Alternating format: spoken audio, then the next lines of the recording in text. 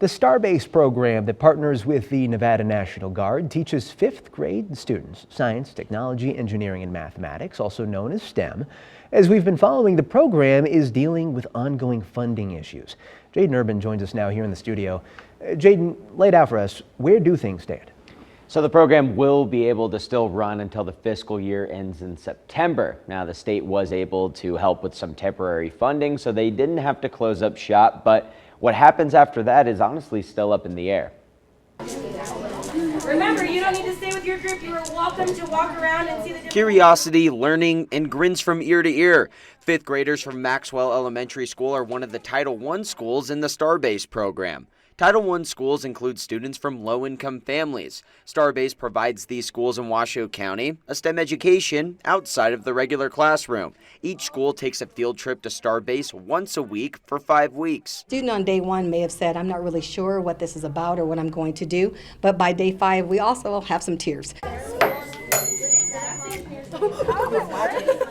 And some of the students say it's been a lot of fun. After the first time here, I when I'm older, I might want to be an engineer now because it's like really cool. Because in regular school, we like just write with like pencil. And then over here, we do stuff with our actual hands. But things could soon be coming to an end for the program. We are in a continuing resolution, and so we have lost funding and have some challenges with those funding gaps. STARBASE requested $60 million and were only granted $20 million back in December, resulting in more than 50 programs nationwide having to shut down. The 2 locations in Henderson and Reno were able to keep the ship afloat. Where we potentially were going to have our doors closed, and through our state and our governor and our state offices, we were able to get some funding. 600 Nevada students will now be able to take the program due to the funding from the state. However, for the future, next Friday will be the ultimate decider.